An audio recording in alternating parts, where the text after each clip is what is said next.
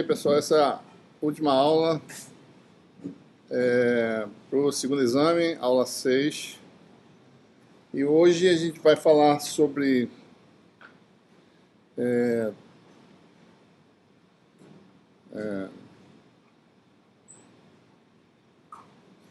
resposta em frequência de meios materiais no regime linear, né?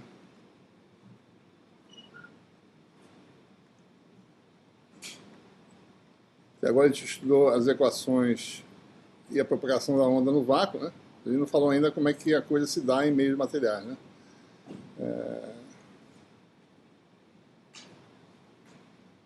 Vai fazer um modelo simples para meios lineares. E com isso a gente vai poder ver como é que as propriedades de propagação de uma onda eletromagnética se modificam quando você introduz as propriedades materiais do meio, né? A gente também vai, a partir daí, com essa formulação, também vai ver como é que fica o teorema de Point, vai revisitar o teorema de Point, que a gente já tem esse teorema, mas a gente vai ver como é que fica agora, especificamente com a propriedade, com as funções permissividade, permeabilidade e condutividade, como é que fica aí o teorema de Point, né? É claro que a gente está falando de um caso muito específico, né, de situações muito mais gerais, né? Existem meios muito mais complexos, né, que requerem uma análise mais detalhada. Mas para a gente poder entender basicamente, né, como atacar e como analisar os meios em geral, a gente analisa a situação mais simples. Bom, e no fim disso aí, a gente vê ou seja, o que vem a ser, no meio com perdas que a gente vai investigar, né, o que é a atenuação, né, de uma onda eletromagnética, né, e o que é a dispersão. Talvez a gente mostre alguma coisa também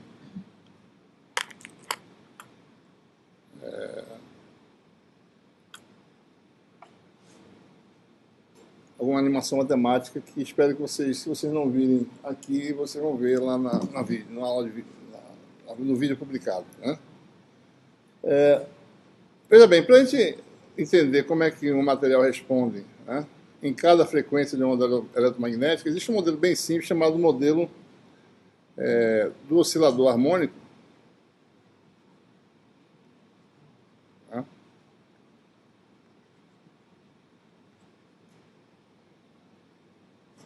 em que o material, vamos começar de uma forma bem simples, vamos dizer que o material ele é um conjunto de moléculas ou átomos, né?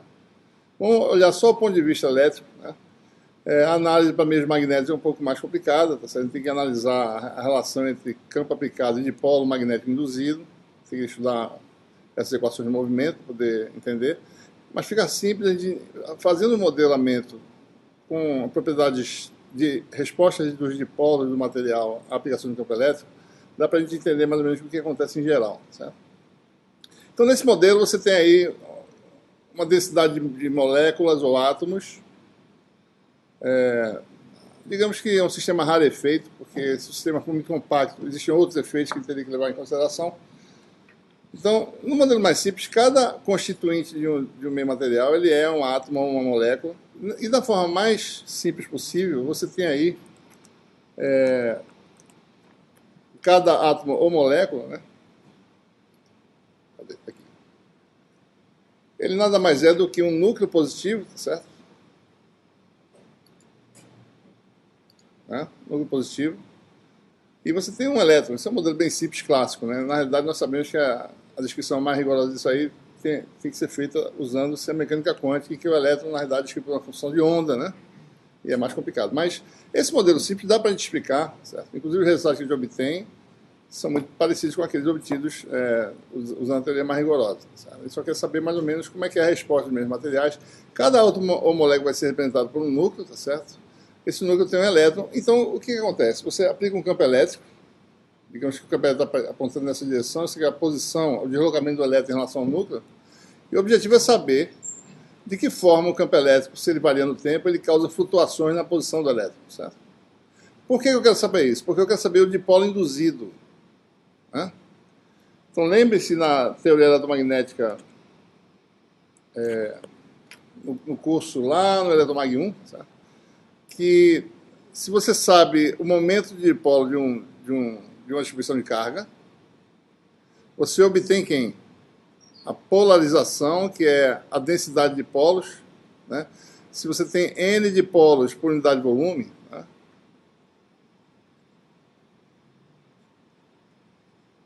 Se o sistema é linear, então se você tem um vetor de dipolo induzido no material, a polarização, P maiúsculo do material, vai ser a densidade de polos vezes o momento de dipolo, né?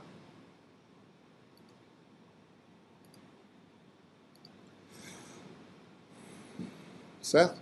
Momento de dipolo, né? É carga vezes a separação da carga, que a definição é essa. Isso aqui dá coulometro. Né? Densidade é metro a menos 3, né? Então você obtém polarização como sendo coulomb metro quadrado, né? Então veja, momento de dipolo para um par de cargas separados por uma distância d é um vetor que vai da carga negativa para positiva, certo? Nesse sentido, tem um eixo, é o eixo que une as cargas, e tem magnitude que é Q vezes D. Né? Existem definições mais gerais para a distribuição de carga em geral, mas essa é a definição mais simples. Então, se eu sei o momento de dipolo, calculo os deslocamentos do elétron em função do campo aplicado. Né? Eu determino meu momento de dipolo. Do momento de dipolo eu vou obter aqui polarização do material. Da polarização eu obtenho uma relação entre D e E. Né?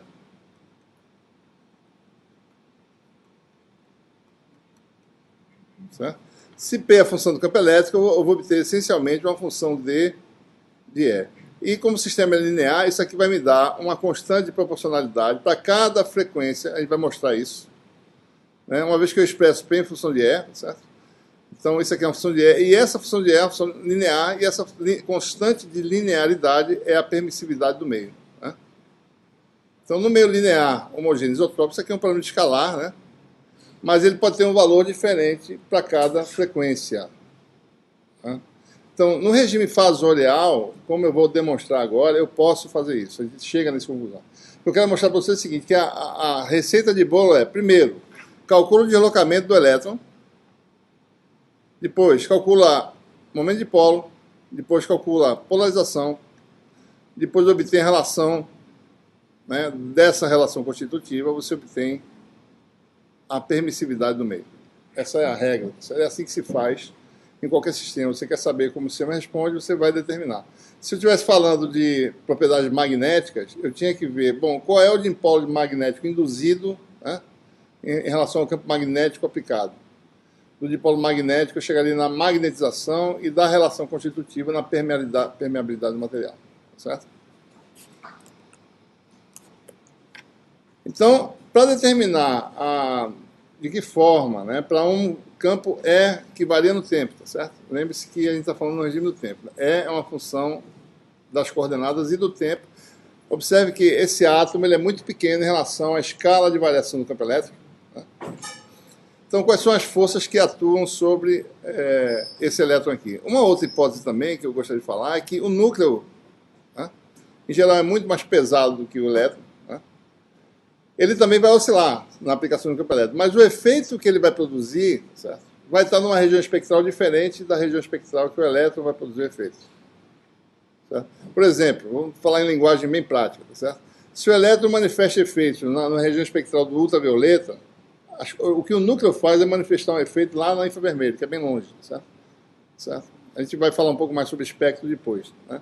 Mas são regiões bem distintas do espectro eletromagnético. Os efeitos existem, mas estão separados espectralmente. Né?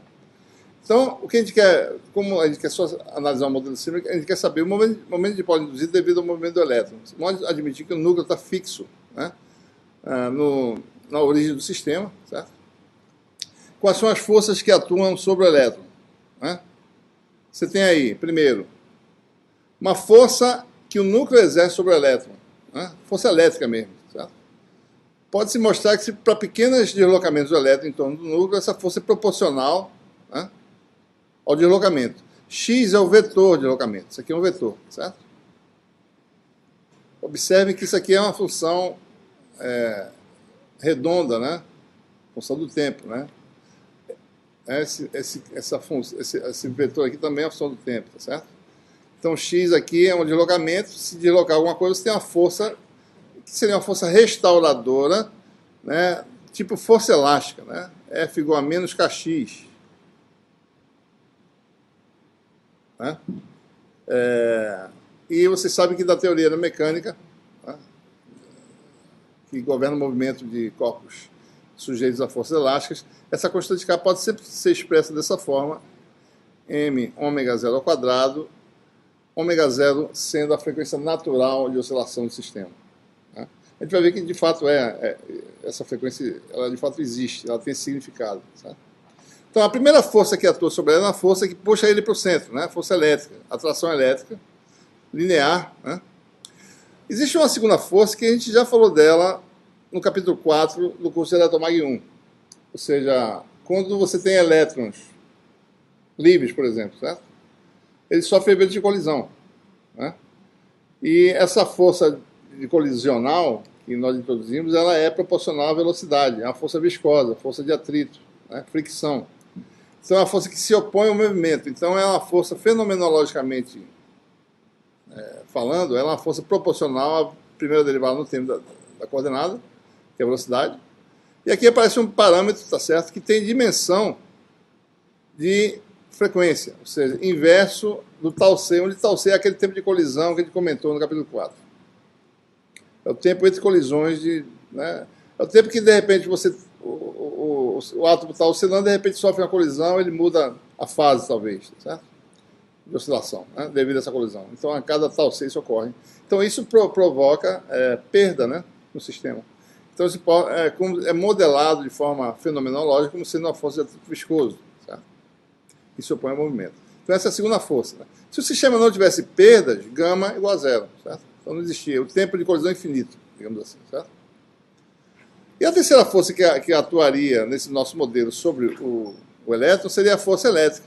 Simplesmente a carga do elétron vezes o campo elétrico. Em que a carga aqui, lembre-se que a carga do elétron ela é negativa, certo? O sinal está dentro de quê? Certo? Nosso modelo. Né? Então você tem aí a soma das forças sobre o elétron, né? Só para sincronizar aqui.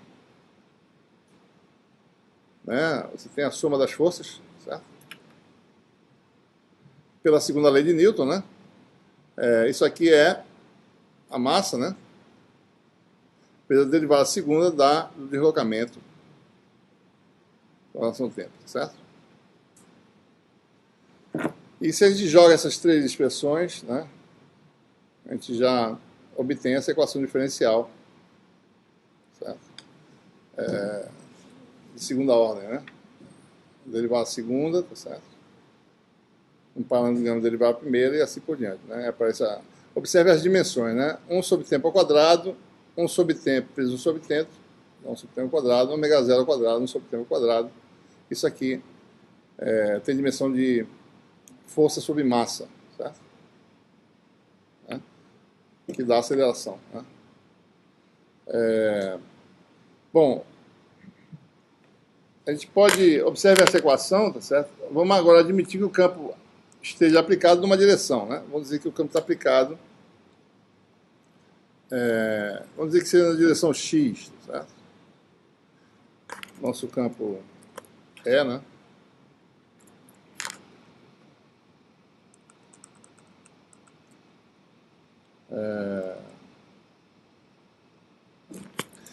Igual a, vamos dizer que a componente X dele simplesmente não vou botar subscrito não, é AX.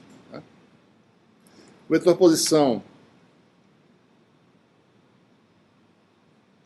tem três componentes, né? X a X mais Y a Y mais Z a Z, né? E daí você tem três equações aqui, né? Derivada segunda da coordenada x, né? Derivada primeira da coordenada x, derivada e a coordenada x igual ao campo na direção x, e na direção y vai ser derivada segunda de y, derivada primeira de y e zero do lado direito, porque o campo está na direção x. Então tem três equações diferenciais, né? São essas três aí, né? A coordenada x é modificada pelo campo, certo? E não há excitação, digamos, para provocar flutuações externas devido ao campo externo na coordenada y e z. Né? Se você resolver essa equação, espero que vocês tentem resolver, certo? A equação é... Você calcula as raízes, né, daquele equação de segundo grau, tá certo? Você determina os parâmetros, né, da solução. E se você admitir que isso aqui representa perda, né? Se isso aqui for muito pequeno, ou seja, se o efeito de perda for pequeno, certo? Em relação a esse parâmetro aqui, né? Você pode mostrar que a solução é desse tipo aqui, ó. Para as coordenadas y e z que não tem estímulo externo, certo? A solução vai dar uma exponencial que decresce com o tempo e uma função periódica aí, em que essa frequência ômega maiúsculo é dada por essa expressão aqui. Né? Certo? Dá para calcular isso aí de forma direta. Certo? Então, na realidade, acho que essa solução é exata, né? Deixa eu pensar. A solução é exata, a aproximação aqui, na realidade, é essa aqui, né? A solução aqui é exata desde que gama sobre 2 seja menor que ômega zero, né? Gama menor do que, acho que é isso, certo? Dá exatamente isso aqui, eu acho que assim é a aproximação. E se você fizer na aproximação em que isso aqui é muito grande em relação a 1, tá certo? Isso aqui vai dar ômega zero, né? Ou seja, o sistema ele relaxa a partir do estado inicial. As coordenadas y e z, como elas não tem nenhum campo aplicado nessas direções, então as coordenadas y e z, se elas tiverem um valor inicial, tá certo? Esse valor inicial vai chegar ao valor de equilíbrio, digamos assim, né? Depois de um transitório, certo? Se esse coordenada y sai do lugar, tá certo? E você solta, ela tende a voltar à posição de equilíbrio, y e z, né? Mas não a coordenada x, porque ela está sendo estimulada, certo? Observe que isso só vale nessas equações homogêneas, porque você não tem estímulo externo. Na coordenada x, você tem um estímulo externo, certo? Então vai ter um transitório, mas isso vai se adequar às variações do tempo do campo elétrico. Né? Então, a gente precisa resolver essa equação. A gente vai resolver essa equação admitindo que o campo varie harmonicamente. Certo? A gente quer saber a resposta em frequência do material. Certo? Ou seja, na prática, depois de um pequeno transitório, y e z está na posição de equilíbrio, né? E quem é afetado pelo estímulo externo é a coordenada x. Né? Então você tem aí, se a gente admite, né? O regime permanente, ou seja, campo elétrico, quer dizer, a componente x, que é só o E, né? Só lembrando, E é igual a E a x, né? Então, admitindo que E seja parte real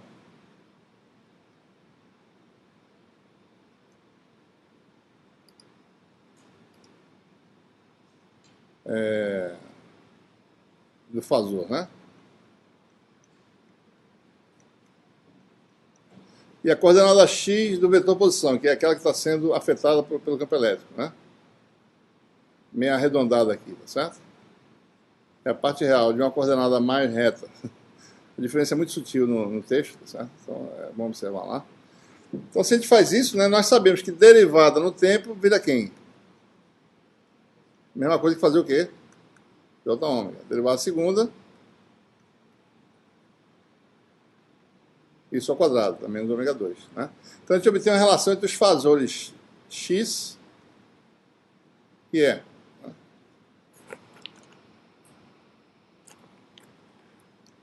Então a relação que você obtém é essa aqui. É pequeno, né? Deixa eu aumentar aqui um pouquinho, só para a gente ver. Essa relação aqui, né? Certo? Derivada segunda, derivada primeira, parece um J ômega gama, e aqui você tem os fasores. E a solução dessa equação, bota todo mundo em evidência, vai dar essa solução que está aí. Né?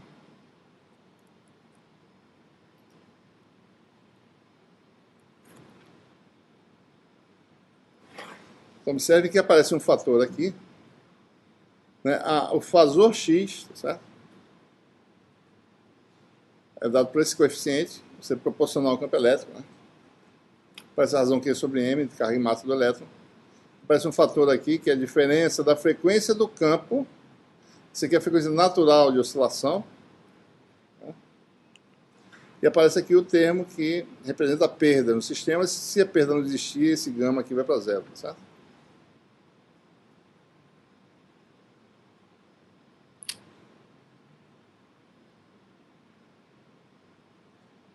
Bom, então a partir daí, aquela receita que a gente falou.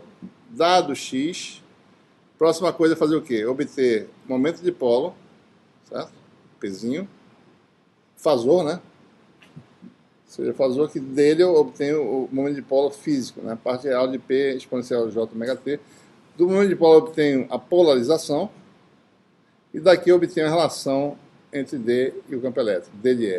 Ou seja, essencialmente estou determinando o epsilon do meio, certo? Só uns detalhes importantes aqui, né? O momento de polo, nós temos aqui, só para vocês saberem, né? Carga do núcleo, né? E a carga do elétron, certo? Carga do elétron é Q, carga do núcleo é menos Q, lembrando que Q é negativo, tá? Certo? Então Q é a carga do elétron. Certo?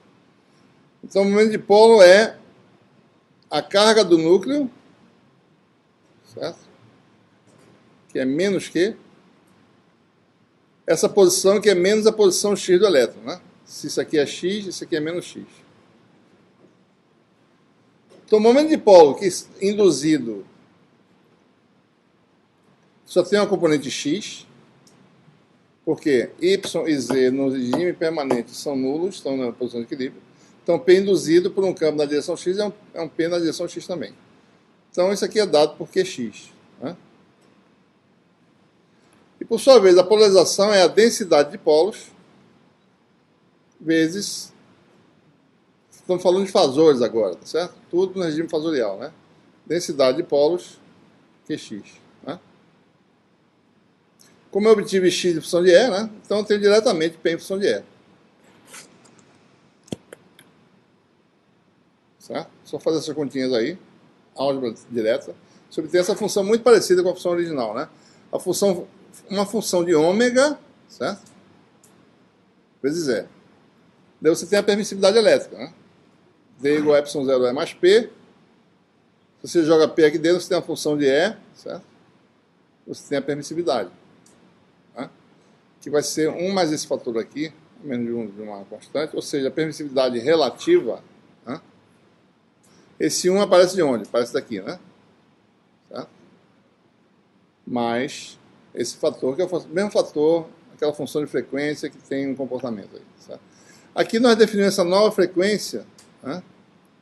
Ômega P, que ela tem um nome, tá certo? A frequência de plasma. Não vamos discutir porquê, por enquanto, ela tem um significado, né?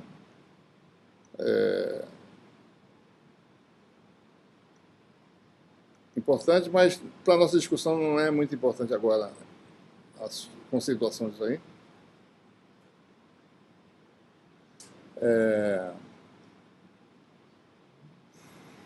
Então, o que a gente percebe, né? Primeiro, essas observações. No regime permanente senoidal, a permissividade é uma função complexa, né? Da frequência, certo? Ela não é uma função real. Né?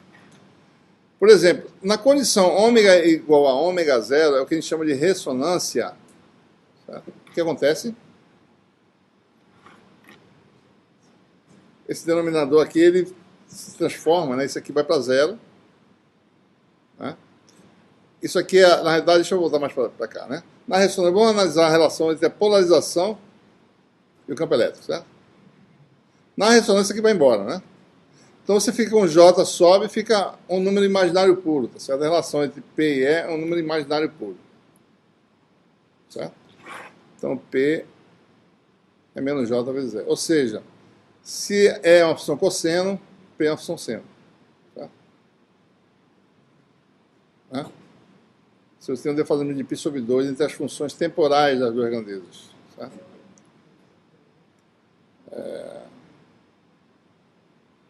Importante também observar o seguinte, que, em geral, observe o seguinte, né? Vou fazer uma continha aqui para vocês. Tá? O que está mostrando aqui? A gente acabou de mostrar que D, para cada frequência, o D no material, né, para dada frequência, a componente de frequência do campo, é uma função epsilon, que é a função da frequência, vezes o campo, né, o fator campo aplicado. Né, para cada frequência. Eu estou botando esse ômega aqui para dizer que para cada frequência que você passa no meio, você tem um resultado diferente. Certo? O que quer dizer isso aqui? Né? Se eu calcular, certo? Isso aqui tem... É um número complexo. Você pode dizer que isso aqui é um módulo, né? Vou botar aqui uma fase, tá certo? Uma fase chamada de alfa, né? Vou tirar agora os subscritos, tá certo? Se eu calcular os campos físicos, então tem o D físico. Deixa eu ver se eu consigo fazer um D redondo aqui. Né? É a parte real do fasor D exponencial de J ômega T.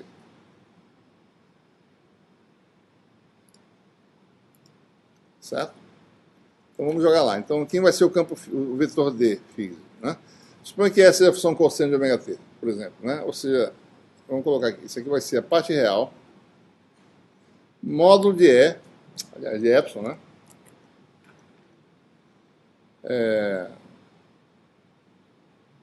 É exponencial de J ômega T mais a fase alfa, né? Suponha que seja real, certo? Então você tem o campo físico D, vai ser igual ao quê, né? Módulo de epsilon é cosseno de ômega T mais alfa. Esse seria o campo físico para uma dada frequência. O campo elétrico em si, o campo redondo, ele se é real, ele simplesmente cosseno de ômega T, né? Então observe que a função D ela não está em fase com o campo elétrico, certo? Então eu não posso dizer no regime do tempo que D é alguma coisa qualquer, tá certo? Chamar de um epsilon, sei lá, epsilon barra, tá certo? Pois é impossível isso acontecer, não existe essa relação de linearidade. Essa função não é a réplica dessa, certo? Só no regime fasorial. Por isso que a gente teve muito cuidado no começo do curso para não falar em epsilon, tá certo? E jogar epsilon na equação da onda, porque isso não é verdade, né? Se isso aqui for muito pequeno, ou seja, a gente vai ver porque isso pode acontecer já já, aí tá certo, você pode dizer que D é esse epsilon aqui, tá certo? Real, né? Pois é. Certo? Mas não é verdade em geral que D seja uma réplica de E, mesmo em meios lineares. Né? Então ele nunca pode escrever isso, no caso, para função invariante do tempo. Né? Só pode escrever isso se eu estiver no regime fasorial. Certo? Essa é uma das coisas mais importantes para vocês aprenderem, certo? Daqui para frente. Né? Para entenderem muito bem essa questão de defasamento. E, por exemplo, vamos voltar para cá, né? Isso aqui é uma função que tem a diferença entre os quadrados, tá certo? Né? É possível aproximar essa função. Deixa eu ver qual é o regime que ele está falando aqui. Peraí. Antes de eu falar isso.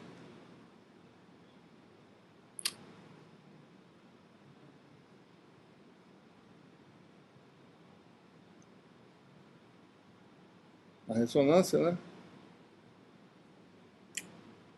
Bom, se você estiver muito longe dessa condição, é isso que a gente quer falar agora. Certo?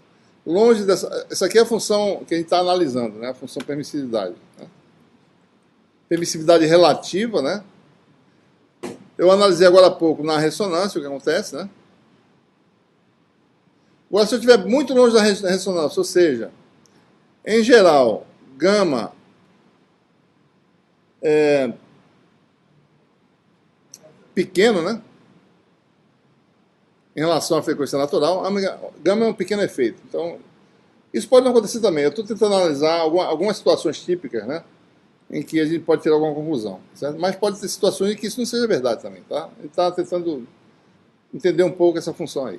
Se a perda é pequena, digamos assim, pequenas perdas, né? E no regime em que isso aqui, certo? É muito maior do que isso, né? Se esse fator for muito maior do que isso, baixa uma frequência qualquer, tá certo?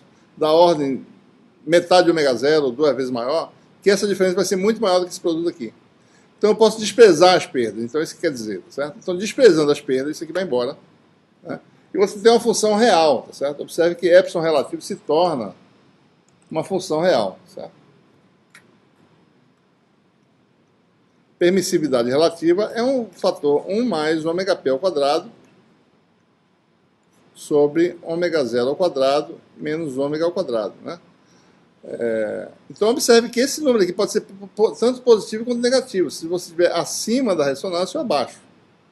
Quer dizer que isso vai ser maior do que 1 ou menor do que 1. Observe que coisas interessantes acontecem aí, certo? A gente está falando de permissividade menor do que 1, né? Menor do que a do vácuo. Tá? As pessoas fazem guerra de onda de raio-x guiando raio-x, porque você, para guiar luz, você usa fibra ótica, né? Fibra ótica tem vidro que tem uma permissividade maior do que a vizinhança, que pode ser um pedaço de outro vidro de permissividade inferior. Então você consegue guiar.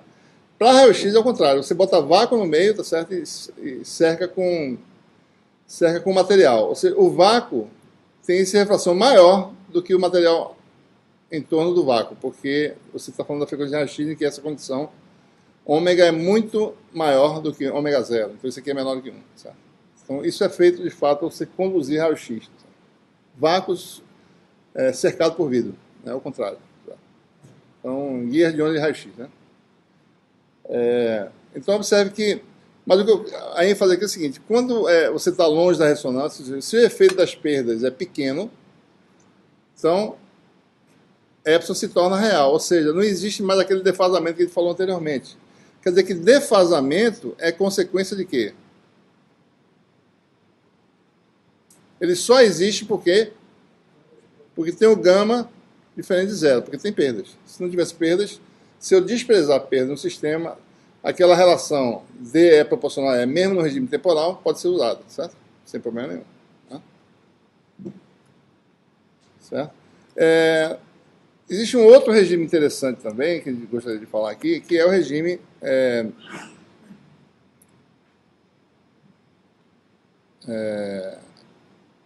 o regime que chama de aproximação lorentziana, que é muito conhecido. Né? Quando a frequência está muito próximo da frequência natural, da frequência de ressonância. E na hipótese também que o gama é muito menor, tá certo? Que essas frequências, ômega ou ômega zero. Né? Pequenas perdas de novo, certo? Então, pode se aproximar as funções, a parte real e imaginária, e elas vão ter características muito conhecidas, certo?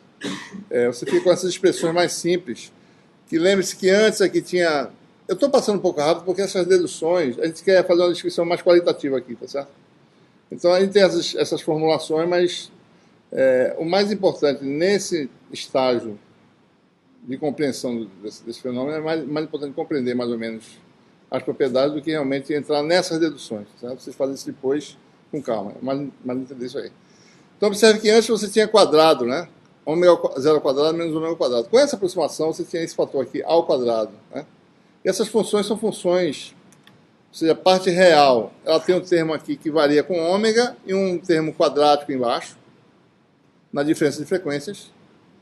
E a parte imaginária, né, tem um fator que só existe porque existe um gama diferente de zero. Tá? Se gama não existisse, isso aqui desapareceria. E a permissividade ela é escrita dessa forma aqui. Certo? Observe o sinal menos que eu estou colocando aqui. Né?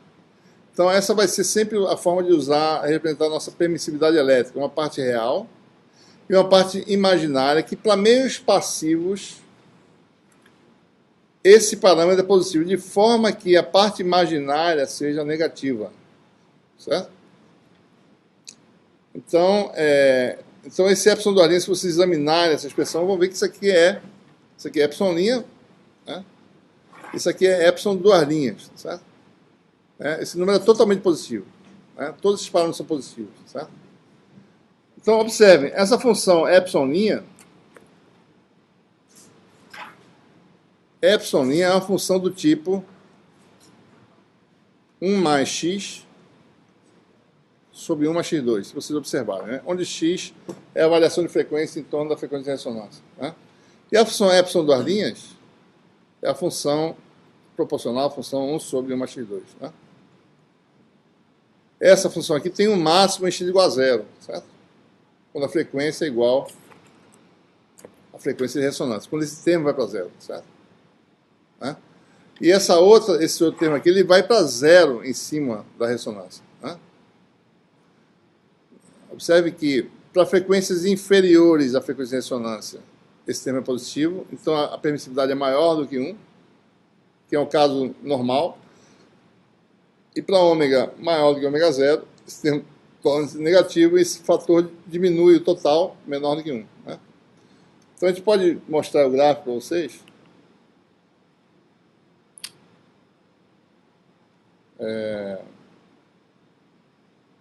Dessas funções, né? Certo? Aí você tem a função parte real da permissividade relativa, né? É a função que tem a função linear de um lado, tá certo? E a função quadrática embaixo. Ela é zero aqui exatamente na ressonância, certo? Condição de ressonância, o que acontece? A parte imaginária do epsilon atinge o máximo, né? Essa largura aqui é mais ou menos igual a, se vocês olharem lá, vai dar 2 vezes o parâmetro gama. Isso aqui é a variação com frequência, né? Isso aqui é frequência, certo? Né? Então, se gama for zero, isso aqui não tem nem largura, né? Desaparece esse efeito, certo? O epsilon dualino não vai existir, certo? Então, isso aqui é chamado de dispersão, a dispersão convencional, porque o epsilon supera 1, né?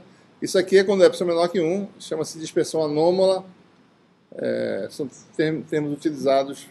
Por que anômala? Porque o epsilon ele não é convencional, né? Ele se torna menor do que 1, menor do que o do vácuo, certo? Certo? Em essência, né, o que a gente está mostrando nessa análise é o seguinte: se o meio tem perdas, o epsilon do material, ele assume, né, uma natureza complexa, o epsilon relativo, né,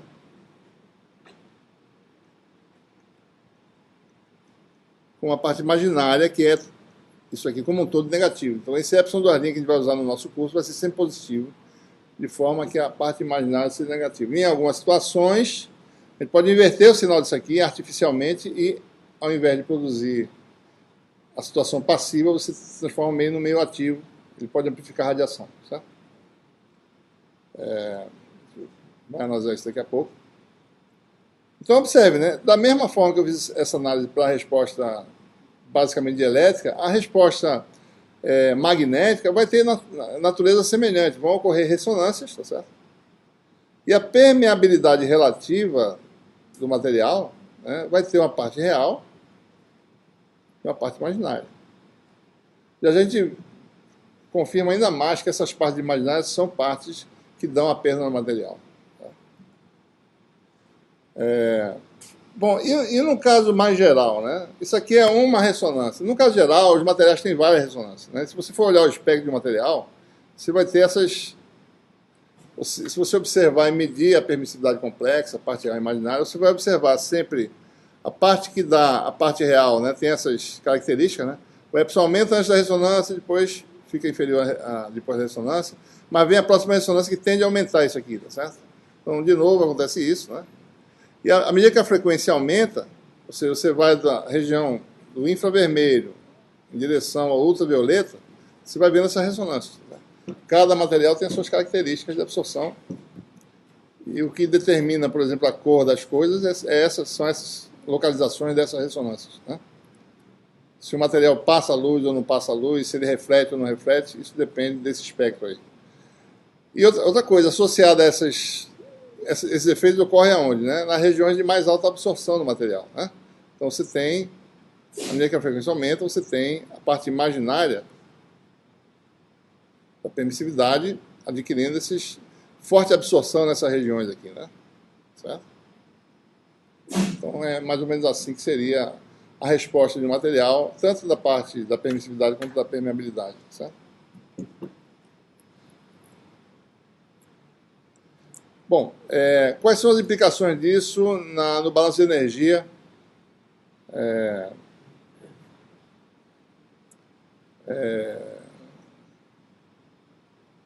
Na realidade, eu esqueci de comentar, né? Mas esse modelo ele pode ser utilizado também para descrever condutores, certo? Deixa eu voltar aqui para o começo. Lá no início, né, da história, tá certo? No nosso balanço de energia. Se eu quisesse descrever condutores, né, a diferença de um condutor para um meio não condutor é que o elétron é livre, digamos assim.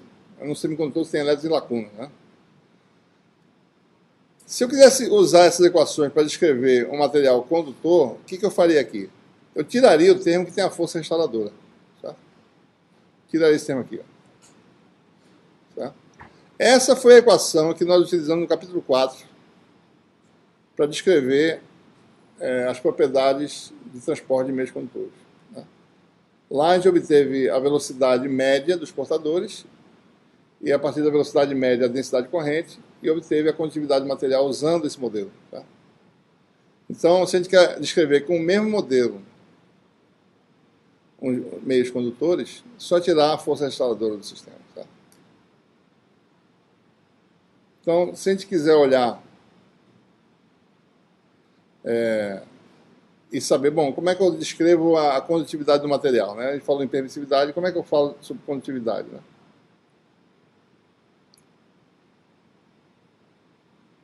Então, só lembrando, a densidade de corrente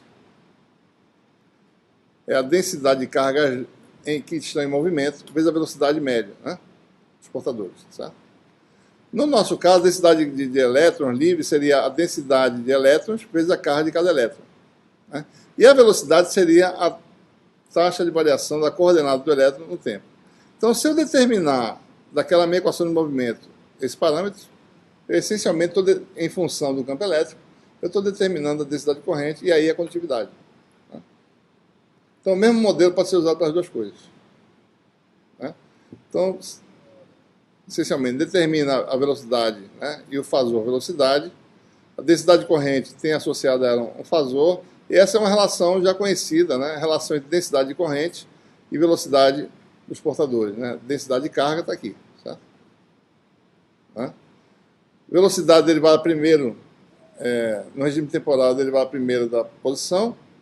No regime fasorial é J ômega vezes a posição. Isso aqui eu já obtive. Certo? Então eu tenho a relação direta entre J e E. Né? Certo? Então a relação que se obtém, isso aqui é aquilo que foi obtido sem a presença do ômega zero ao quadrado. Certo? Né? E aparece o J ômega na frente. Então, você tira esse fator como sendo a condutividade do material. Então, agora a gente está falando de condutividade quando a frequência varia. Né? A gente falou em condutividade DC, lá no caso do eletromag 1. Agora a gente está falando no regime em que você tem a frequência do campo aplicado. Certo? Então, a condutividade é esse fator aqui. Certo? E vamos ver se isso bate com a nossa formulação lá, né? Lá da condução elétrica no regime DC, né? Quem que é isso aqui? Se eu fizer ômega tender a zero, olhe para essa expressão, tá certo? Se ômega tende a zero, esse termo aqui é muito menor do que esse. Por quê, né? Fixa gama, tá certo? Ômega ao quadrado cai mais rapidamente do que ômega para um dado gama, tá certo? Então, se eu fizer ômega muito pequeno, esse termo aqui vai ser muito menor que esse aqui. Tá? Ômega muito grande, não, esse aqui domina. Mas ômega muito pequeno, esse aqui perde para esse aqui. Esse aqui é linear em ômega, esse aqui é quadrático. Então, no limite em que ômega tende a zero, esse termo aqui você despreza e deixa o outro, tá certo? Para a gente poder calcular o limite. Observe que eu deixando isso aqui, tirando isso. Então, isso aqui vai cancelar com isso, com esse J gama, J ômega, né? Então, nós teremos aí um resultado que é NQ2 sobre M gama, e gama é o inverso do tempo de colisão. Então, dá aquela expressão que nós conhecemos para a condutividade DC. Né? NQ2, tempo de colisão sobre a massa. Certo?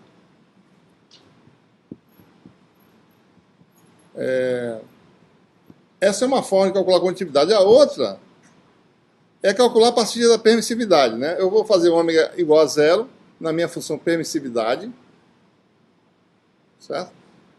A função permissividade está aqui com ômega zero igual a zero. Vamos calcular para ômega pequeno de novo, tá certo? Ômega pequeno, certo? Né? Ômega pequeno de novo, isso aqui cai em relação a isso, tá certo? Então, isso é o epsilon de um material condutor, tá certo? Equivalentemente, eu não penso em condutividade, penso em permissividade. Então, o epsilon que eu obteria seria esse, né? Então, eu teria o quê? O epsilon relativo é isso, epsilon relativo é epsilon sobre epsilon zero. Então, eu posso tirar a permissividade do material, multiplico por epsilon zero, vai ficar isso aqui, né? Vai dar um epsilon zero, né? Epsilon igual a epsilon zero. Essa expressão aqui, o ômega p ao quadrado, é a densidade Q2 sobre m epsilon zero, a definição, né? Surgiu da análise. Então, se eu multiplicar epsilon zero por ômega p ao quadrado, simplesmente isso aqui sai, né? Esse termo aqui de baixo. Certo? Então, no regime que ômega é pequeno, isso aqui sai. Esse J fica negativo, vai para cima, tá certo? Sai esse J aqui. É menos J, né?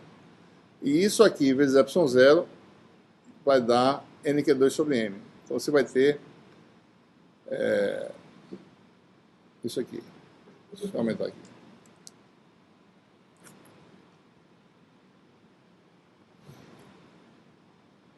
Cadê?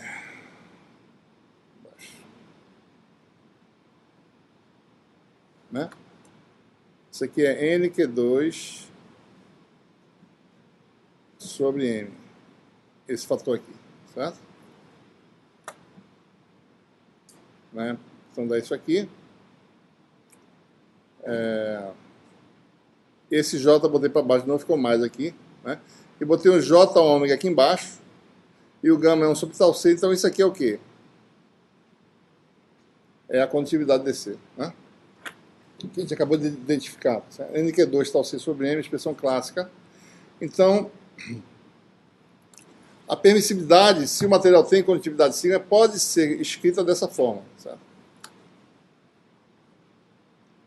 Permissividade convencional, mais um termo que representa a parte imaginária dessa permissividade, que seria esse fator aqui, ou seja, menos J sigma sobre ômega. Então, é como se o material tivesse uma permissividade complexa, uma parte imaginária aparente, dado por essa razão.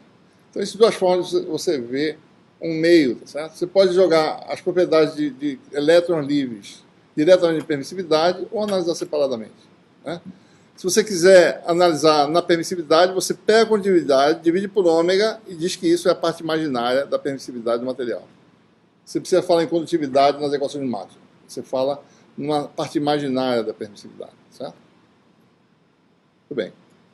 Então essas são as propriedades materiais, né, que se confundem, porque todas são descritas pela mesma equação, tá certo? Então, permissividade e condutividade se confundem, mais ou menos, né? Você pode falar de uma coisa só. Muito bem. Nós temos o teorema de Poynting, né? Fluxo para o interior de um volume através de uma superfície sigma é igual a um termo que tem um meio, termo que tem a ver com o movimento de portadores livres, J é escalar J conjugado, V, mais 2 ômega, né? Menos J2 ômega, se eu não estou enganado, WE menos WM, em que W é a energia no volume, a energia elétrica, que isso quer dizer, a gente vai ver agora, tá certo? É 1/4, né? Da integral de dV é D conjugado.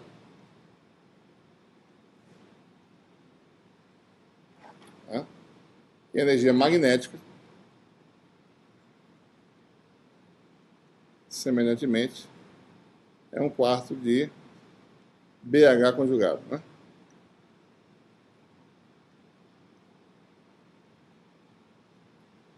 Essa foi a expressão que a gente obteve na última aula, no regime harmônico. Certo? A questão é que agora nós temos D igual a epsilon E,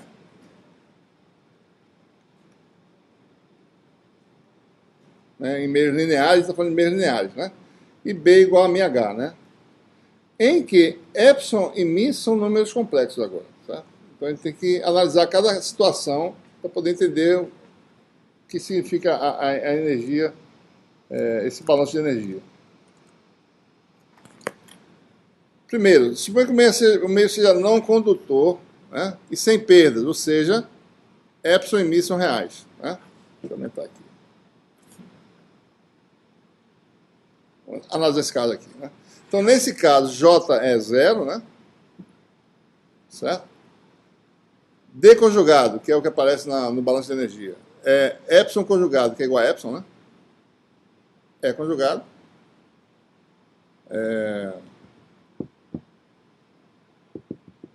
Sei que eu errei a expressão, hein?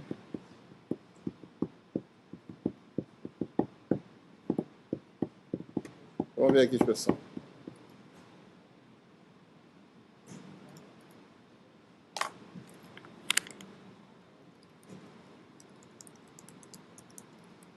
Deixa eu só confirmar aqui, tá? Só, se eu não errei aqui, deixa eu ver rapidinho aqui.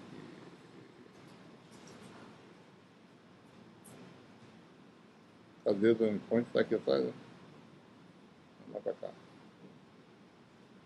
deixar lá em cima, né? Tem um link aqui em cima. Peraí. Aqui. Cadê? É BH conjugado, então tá certo, né?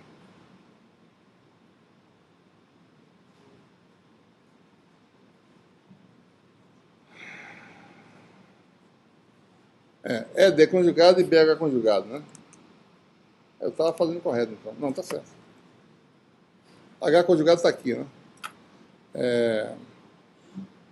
Certo? Então, nós temos...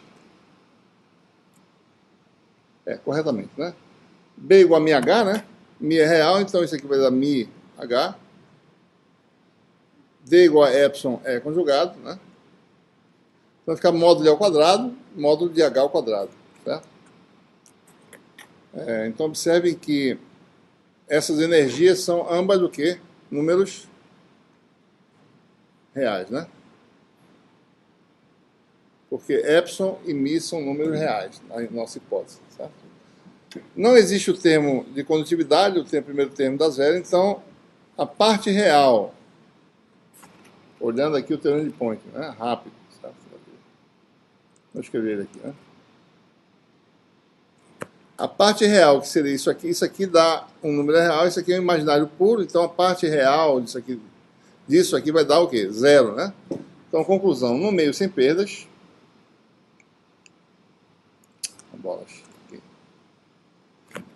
o fluxo de potência ativa, que é o que a gente chama a parte real desse vetor aí, desse fluxo aí, dá zero, né? Então não existe dissipação no meio, é isso que quer dizer.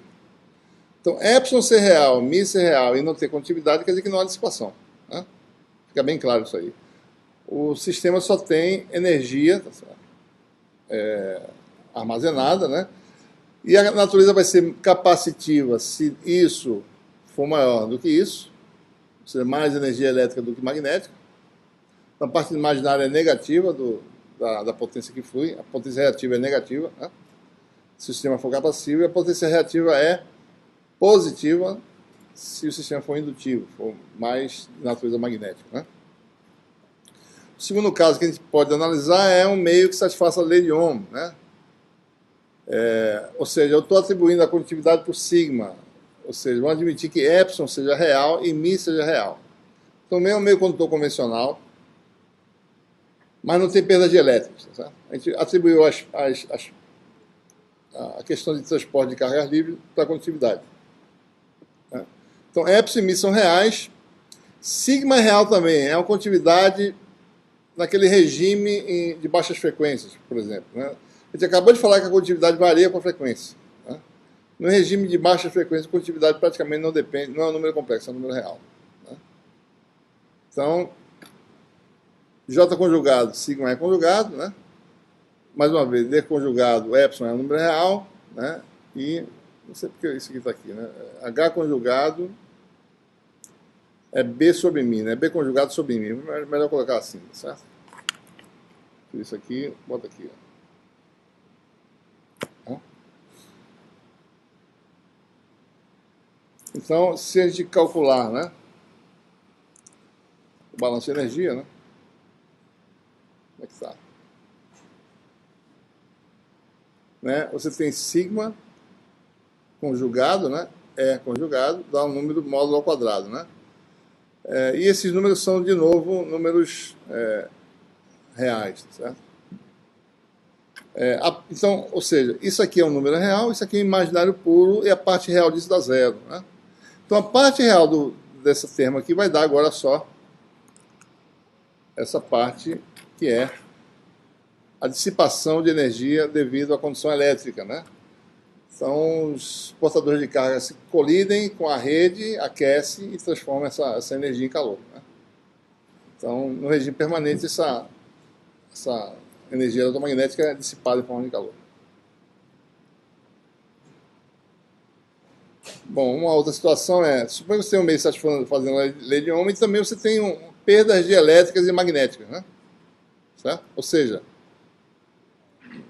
epsilon sendo um número complexo agora e mi número complexo. Nós sabemos, a partir da nossa análise anterior, que o epsilon e o mi agora eles são dessa forma. Por quê? Porque isso garante a passividade do material. Não é um material ativo. Estamos falando de materiais convencionais, passivos.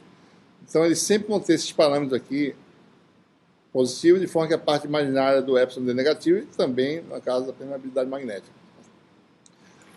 Então, se a gente jogar, né, D igual a epsilon E,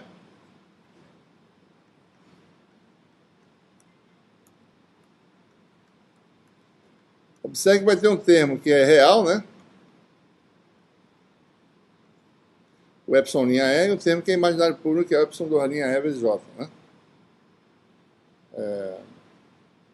D conjugado, né? Vai dar mais, né? Por isso que aparece esse termo mais aqui, né? Certo?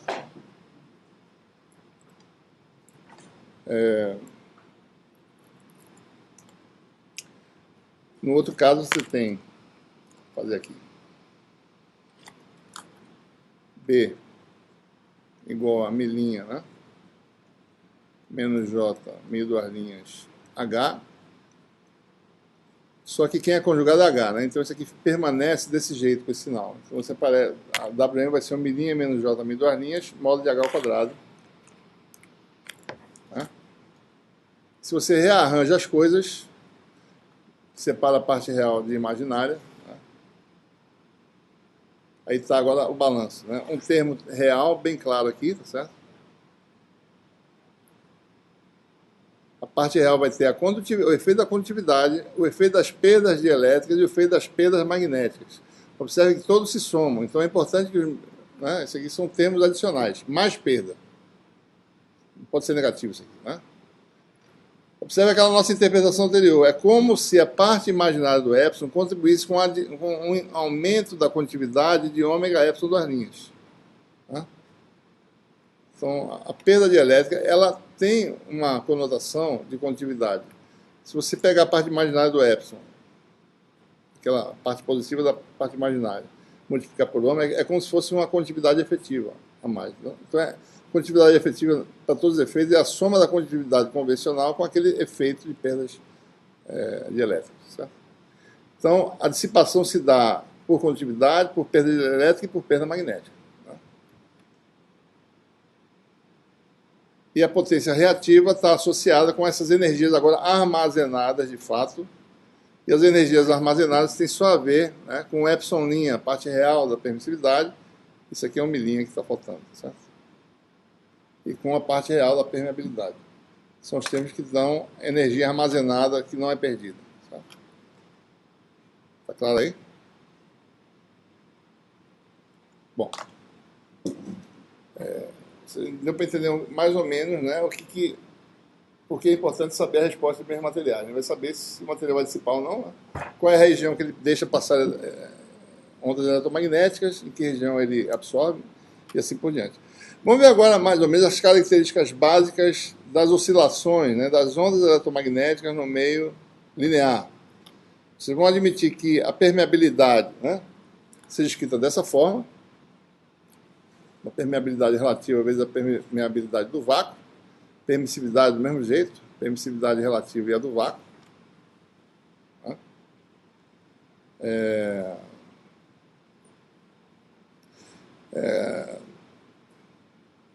Vamos, por enquanto, admitir que o meio não tem condutividade. Se ele tiver, certo?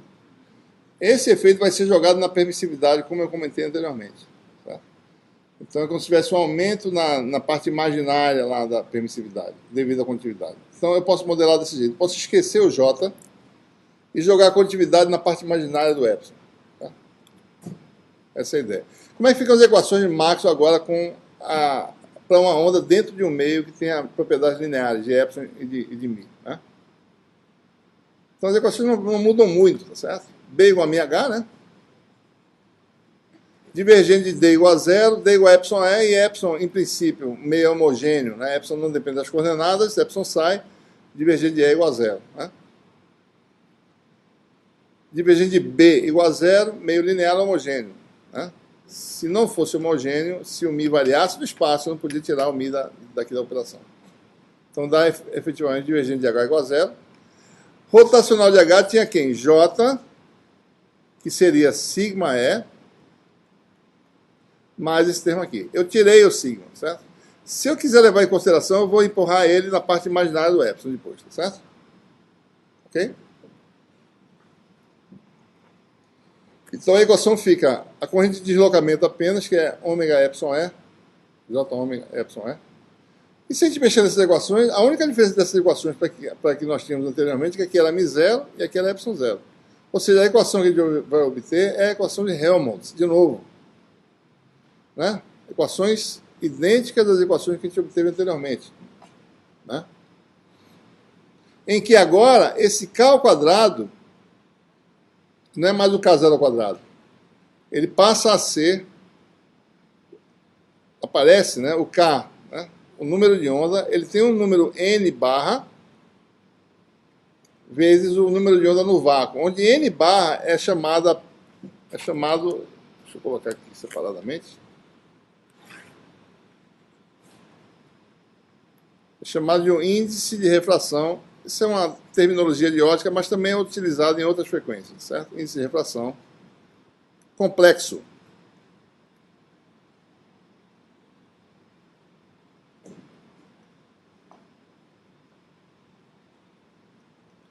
Em micro-ondas, por exemplo, se fala muito de permissividade, não se fala muito de índice de refração, certo?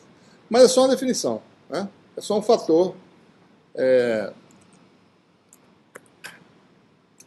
Quem é esse índice de refração complexo? É a permeabilidade absoluta vezes o epsilon absoluto dividido pela permeabilidade do vácuo, epsilon do vácuo, tira a raiz quadrada. Ou seja, é o produto μ epsilon relativo, certo? Se o μ relativo é igual a 1, é efetivamente a raiz quadrada da permissividade relativa. Né? Então, observem que a gente pode escrever dessa forma, esse sinal vai ser negativo de fato, certo? Para que você tenha meio passivo, a gente vai ver já por quê. Né? Mas esse número sendo complexo, por quê? Porque μ e epsilon são complexos, né? Com partes imaginárias negativas. Se você tirar a raiz principal, isso aqui vai dar um número com parte imaginária negativa também. Então esse kappa, essa letra é uma letra grega, kappa, certo? Minúsculo. Isso aqui é chamado índice de refração convencional. Né? E o kappa é chamado coeficiente de extinção. Extinção por quê? Porque o campo se extingue, né, à medida que se adentra no material, como a gente vai ver já. Certo? A gente vai analisar essa situação. Então, em essência, vamos revisar. A equação de Helmholtz fica mantida, A alteração é que o número de onda agora ele vai ser complexo, em geral, com um fator em refração complexa que multiplica o número adimensional, tá? Observe, né? O número de onda no vácuo. Né? Então, em geral, é isso. A gente tem situações em que esse n bar vai ser um número real também. Então,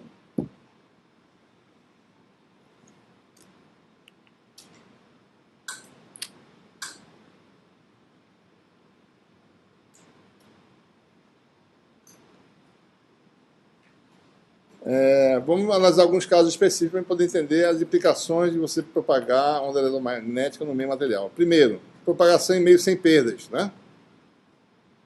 Então, Mi e Epsilon são reais. Né? Então, se você calcular a raiz quadrada de Mi relativo Epsilon relativo, dá um número real. Né? Quer dizer que o índice de refração complexo é o índice de refração, reduz seu índice de refração. O que acontece? O vetor de onda, né, tem módulo n vezes, que é um índice de refração vezes o número de onda no vácuo, direção do vetor de propagação. Né? Se você calcular os campos, né, é só substituir o vetor de onda pelo seu valor correspondente agora, certo?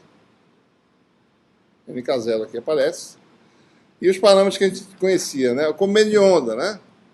O inverso do número de onda vezes 2π. Se você jogar aqui a expressão, isso aqui é o número de onda no vácuo. Então, o comprimento de onda dentro de um meio material de índice de refração n, meio sem perda, vai ser diminuído de um fator n. Isso é uma relação conhecida já, né? Mas a razão é essencialmente essa aí, é a consequência das equações de Maxwell. Né? Então, o comprimento de onda é comprimido, né, de um fator n em relação àquele do vácuo. Certo? Então, se você entra num pedaço de vidro, tá certo? Você vem do vácuo com onda eletromagnética, luz, né? Comprimento de onda lambda no espaço, quando entra, diminui por um fator n. O vidro tem separação 1.5, por exemplo. Certo? Então, você cai 1.5, mais ou menos. Quando sai, volta a ser novamente do vácuo. Né? O que mais? Velocidade de fase, né? Como a gente calcula? Né? Só lembrando para vocês, a velocidade de propagação no vácuo era K0 igual a ômega sobre a velocidade de propagação, C. No caso do vácuo, velocidade da luz no vácuo. Né? Agora nós temos K, né? Então agora vai ser ômega sobre a velocidade de propagação no meio. Tá? Ora, K vale NK0, então isso aqui vai dar NK0 igual a ômega sobre V. K0 é quem? Ômega sobre C. Você tem a velocidade de propagação no meio agora. Vai ser o quê? Reduzida, né? De um fator n. Correspondentemente à variação de comprimento de onda reduzida de n, também a velocidade de fase, né, da frente de onda viaja mais lentamente, certo? Então, e aí você tem os campos também, né? Para determinar completamente, você tem os campos vão obter expressões semelhantes àquelas que a gente obteve anteriormente. O cálculo é a mesma coisa, sabe? Vai dar só modificar o K por seu valor, mas essencialmente, se vocês observarem, né, aparece no lugar de Mi0, aparece um Mi aqui. Né? Ele faz aquelas operações vetoriais. Depois de uma pequena álgebra, essencialmente o que aparece aqui é a impedância de onda no meio. Né? A mudança é só essa.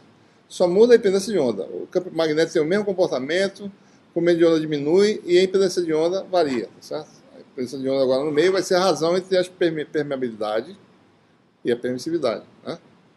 Que vai dar esse fator relativo aqui, vezes a impedância de onda no vácuo. Né? Quem é no vácuo? No vácuo é Mi0 sobre ε0, que é 377 ohms. Né? Como os materiais em geral tem isso aqui igual a 1, né? E isso maior do que 1, a impedância de onda no meio qualquer, típico, vai ser geralmente menor do que a do vácuo. Certo? Vai ser inferior a 377 ohms. Então, isso é o que as características principais de ondas eletromagnéticas se propagando no meio linear são essas. O comprimento de onda diminui, meio sem perda, né? Velocidade de fase diminui, os campos têm o mesmo comportamento e a impedância de onda é alterada de acordo com as propriedades do meio. Então, é interessante você usar a questão de meios lineares, porque tudo que você faz é substituir os valores do vácuo pelos respectivos valores do meio, né? Epsilon e mi, certo? Uma segunda questão importante é o que acontece se o meio tem alguma perda, né? Certo? Então vamos fazer uma análise aí mais ou menos quantitativa. Ele não vai olhar exatamente para os campos, a gente quer ver mais ou menos, né, de que forma no espaço o campo vai variar se você está no meio que tem um índice de refração complexo, ou seja, que tenha epsilon e mi complexos, né? Olha, o que a gente acabou de mostrar, né, que a onda, suponha que você tem uma onda que entra no meio, né, uma coluna de um meio que tem perdas. Então eu tenho aqui uma onda eletromagnética,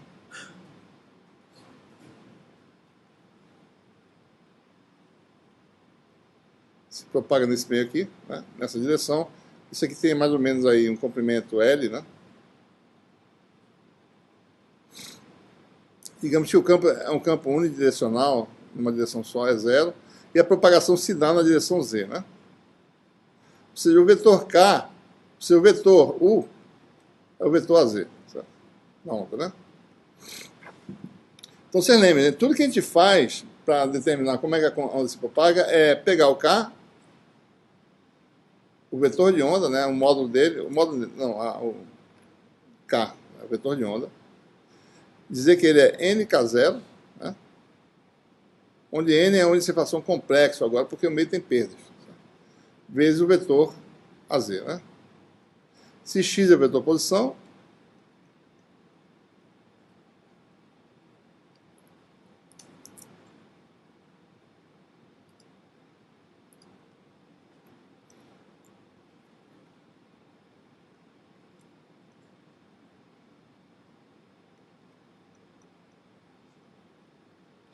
então o fator exponencial que tem o produto escalar disso com isso, né, Kx,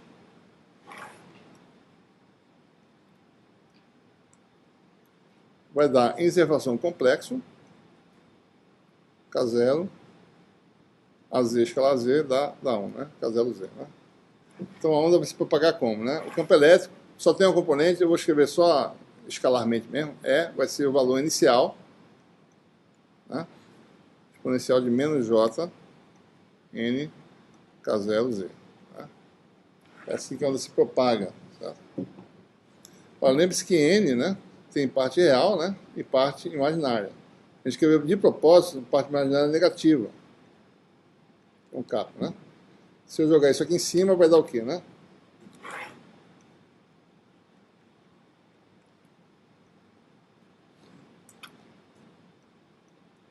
Bom, daí tem um fator que é um número real, né? Se não tivesse perda, só tinha esse fator. Você vai ter esse fator aqui, menos J, NK0Z. Esse menos com menos dá menos, né? Menos J com menos J dá menos 1. Exponencial de menos kappa Z sobre 2.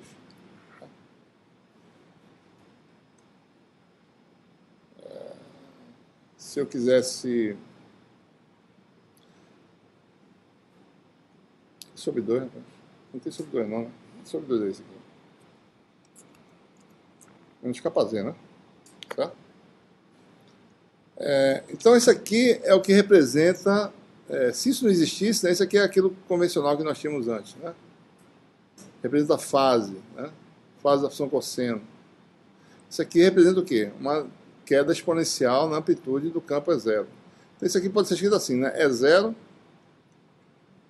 é como se a amplitude caísse, né? Kappa Z.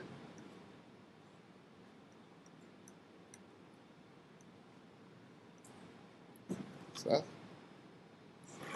A gente chama a atenuação, constante de atenuação, esse parâmetro aqui, né?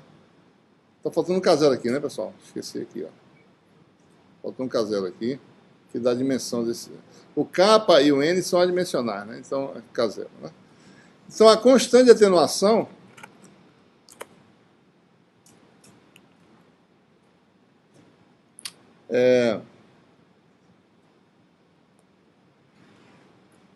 obtida dessa relação, você vai definir, né, isso como sendo alfa sobre 2 Esse sobre 2 é porque a potência cai com o alfa, né? O campo cai com alfa sobre 2, tá? Define só. Podia definir como alfa também, se quisesse. Igual a capa K0.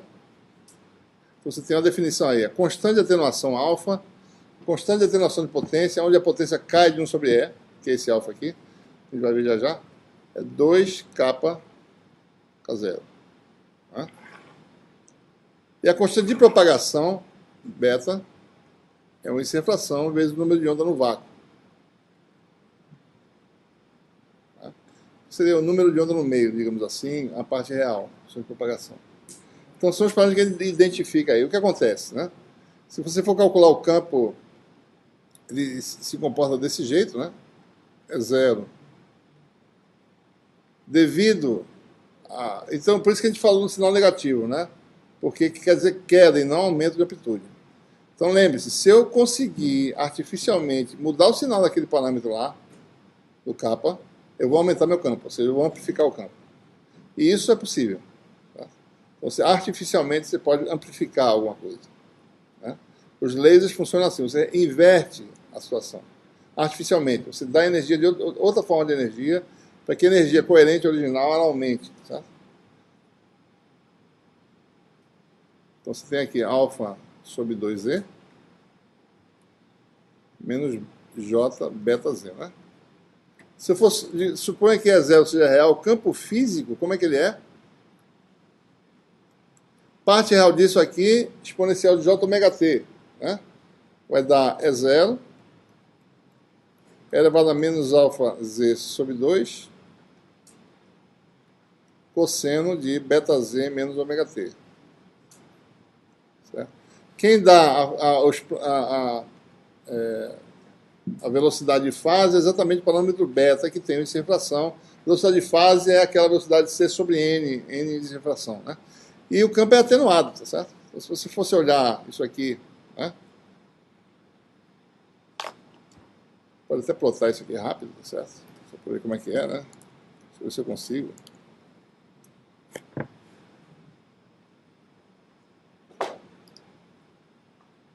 Deixa eu plotar aqui rapidinho. Exponencial de menos x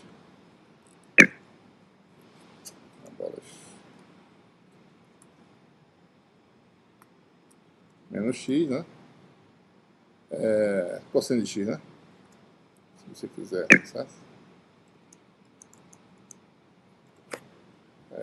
Eu posso... Bom, aí tem... Ele bota num... Deixa eu botar um limite mais extenso, certo? De 0 a 20. A gente vê uma oscilação que vai caindo, né? É rápido demais, né? Peraí, deixa eu ver. Será que dá para ver direito esse negócio? É porque, já sei por quê. Porque a oscilação está comparável, né? Deixa eu botar isso aqui muito maior, certo? Vou botar aqui 20 aqui.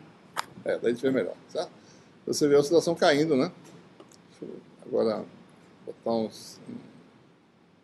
Botar aqui em 5, talvez. Deixa eu botar aqui 40, talvez fique mais... Frequência alta, né? Em relação à queda exponencial, né? Você vê isso aí, certo? Então o campo cai. Isso aqui oscila, né? Isso aqui fica oscilando. Propaga, mas cai. Tá certo? Se eu, por exemplo, interrompesse... se o meu material terminasse aqui, né? Deixa eu colocar uma... Se eu botasse uma parede aqui, se o meu material fosse até esse ponto aqui, né? Então o campo prosseguiria constante, se fosse no vácuo, com amplitude bem menor, né? Você perdeu bastante do material, da onda eletromagnética, certo? Com a potência, né, o vetor de point, eu teria que calcular rigorosamente o campo magnético, fazer E vetor H conjugado, mas essencialmente, como o H, né, só lembrando do H, né, em módulo, né, é o campo sobre a impedância de onda, né, vão admitir pequenas perdas, porque lembre-se, a impedância de onda vai ser complexa também, a gente não vai calcular agora. Se a perda for pequena, isso aqui é mais ou menos real. Então, o campo magnético é o quê? É isso sobre Z, tá certo? Tem a mesma forma do campo elétrico. E o vetor de Poynting vai com campo ao quadrado, né? Sobre impedância de onda. Suponha que Z seja real, né? Então isso aqui vai dar E ao quadrado, ou seja, o vetor de point ele seria calculado semi-quantitativamente assim, valor inicial, módulo de E ao quadrado, se você calcular o módulo ao quadrado, isso aqui dá 1, isso aqui dá módulo de E zero ao quadrado, isso aqui dá 2 vezes exponencial. Então o vetor de Poynting cai dessa forma, né? Por isso que ele fez sobre 2. Então, alfa representa o quê? Depois de 1 sobre alfa, você tem uma queda, a densidade de potência cai a 1 sobre E, o valor inicial. Certo? Então, se o meio tem perdas, ou seja, se o meio, voltando, se o meio tem um índice de refração complexo, isso significa perda de potência. Né? Esse kappa é quem faz isso aqui, a potência ser dissipada. Menos potência. Para onde ela está indo, está sendo dissipada. Aí vai ser dissipada em forma de calor. Certo?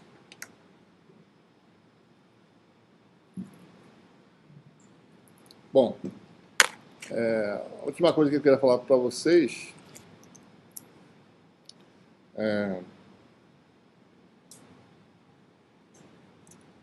é um outro efeito inerente, né, ao fato que ele não comentou, mas observe, né?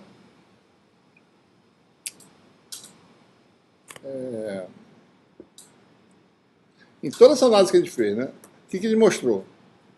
Ele mostrou que o sistema ele não responde automaticamente à aplicação no campo. É isso que a gente, efetivamente, aquela equação de movimento x em função do campo elétrico diz que x não responde automaticamente. Tem perdas, tá certo? Tem viscosidade, tem inércia, certo?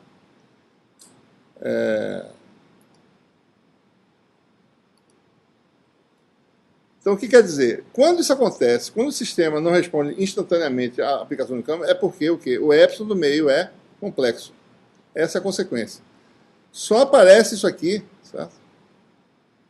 E não é nem isso, né? É porque o sistema tem perdas, tem viscosidade. Mesmo que ele não tivesse perdas, o efeito é que o epsilon vai ser diferente do que seria no vácuo. Você tem uma alteração na aplicação no campo. Certo? Mesma coisa para o Mi, né?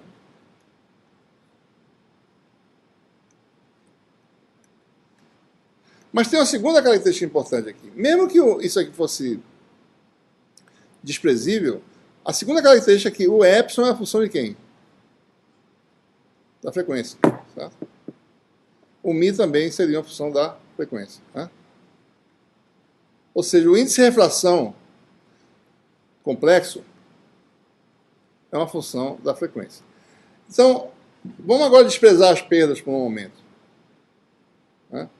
Quer dizer o seguinte, se o índice de refração é a função da frequência, a velocidade de fase, que é dada por C sobre N, é a função de quem? Bom, se N é a função da frequência, a velocidade de fase também é a função da frequência. Tá? Então, suponha que você injete no material que tem essa propriedade de um índice de refração variável com a frequência, vamos admitir sem perdas, só para a gente entender o que vai acontecer. Uma situação sem perdas, ou seja, o N se transforma num número real, certo? Mas dependendo da frequência ainda. Né? Se você joga um sinal no material em que o N depende da frequência, o que vai acontecer? Você pega um sinal qualquer, você decompõe em componentes espectrais, né? Você calcula aí um pulso de um sinal, tá certo? Manda um pulso através de uma fibra ótica, um pulso óptico, né? Decompõe isso aqui em componentes de frequência, né? Então vai ter um espectro, modula isso aí, você tem um espectro. Cada frequência viaja a uma velocidade diferente, né, da outra, certo?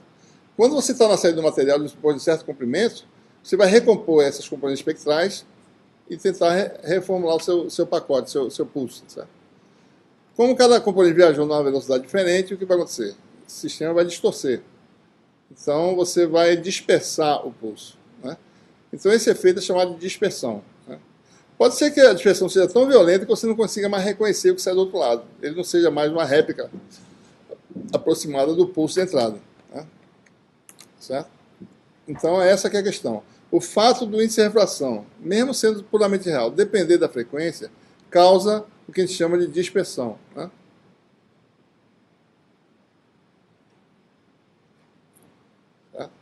E a dispersão pode ser analisada, ou seja, um pacote, né, um pulso eletromagnético que passe num material que seja dispersivo, qualquer material dispersivo, né, como é que ele vai sair do outro lado, certo?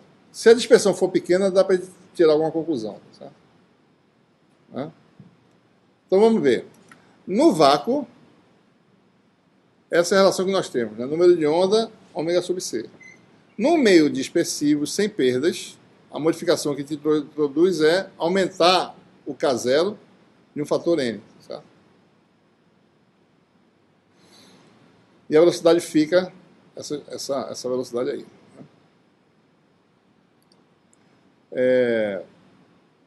Então, suponha que você queira enviar, através do material, um pulso, né? Uma informação, um bit, tá certo? Para você mandar via satélite, você tem que usar uma determinada frequência, tem que modular esse pulso. Manda via satélite, para ele poder chegar lá no satélite, na frequência que o satélite funciona, você transmitir a informação adiante. Se você quiser mandar para uma fibra ótica, você modula a luz, tá certo? Usando os pulsos, né, que você quer enviar.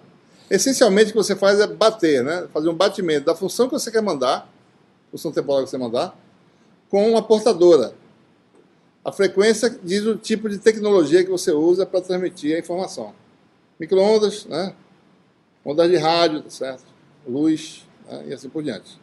Então, o ômega C pode ser bem alto, pode ser mais baixo, assim por diante. Mas, em essência, você sempre faz um batimento, né? Você faz um produto usando eletrônica, né? Você pega dois sinais, passa no detector quadrático, ele faz o batimento, você produz uma das componentes desse detector quadrático, vai ser um produto das duas funções. Você faz essa modulação, certo? Então, se você tem aí um pulso que é mais ou menos um sinal que varia assim no espaço, se você faz esse produto aqui, você vai obter o espectro do sinal, né? O sinal não varia muito, varia mais lentamente do que a portadora que você está modulando. A portadora tem alta frequência aí. Tá? Então, esse é mais ou menos o aspecto de uma função modulada. Certo?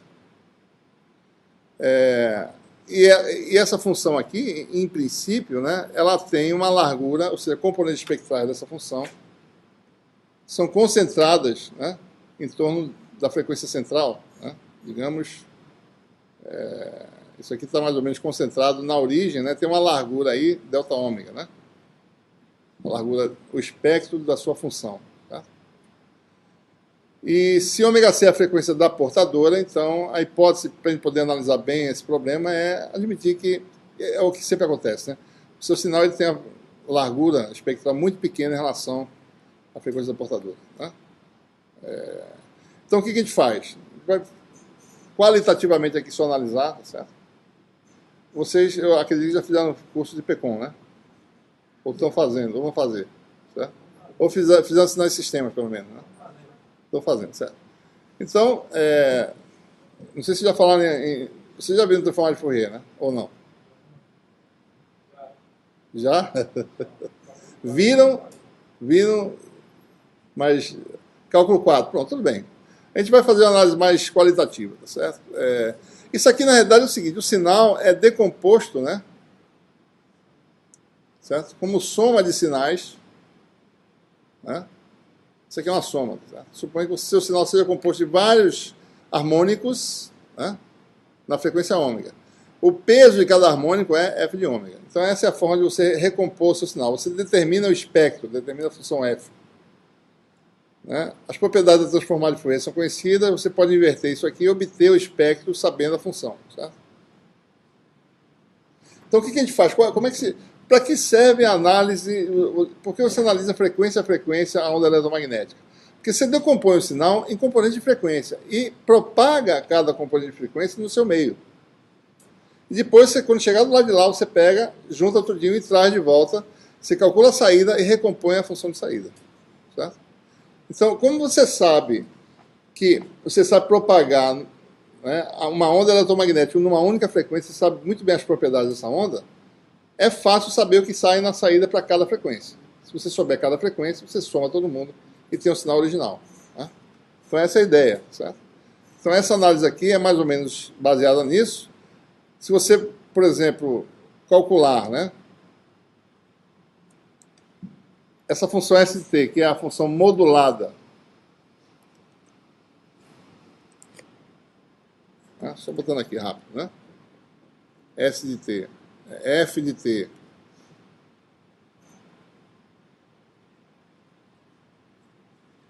cosseno de ômega ct, né? E utilizando, né? Isso aqui vai dar f de t exponencial de j ômega c t mais exponencial de menos j ômega c t sobre 2, né? Certo? Então o seu sinal é dado por isso aqui, né? Então não é difícil calcular o espectro do sinal aqui, certo?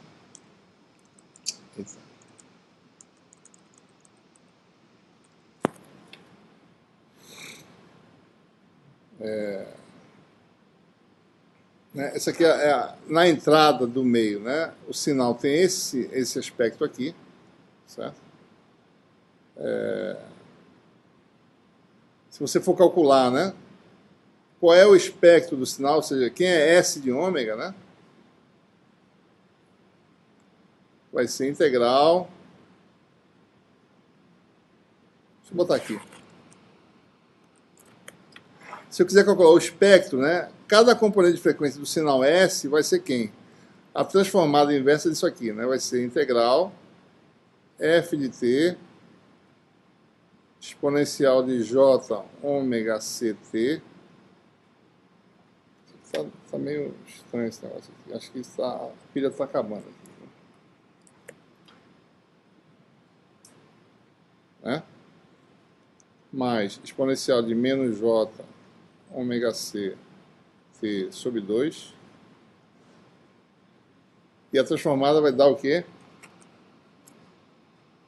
Vezes exponencial de menos j ômega t, né?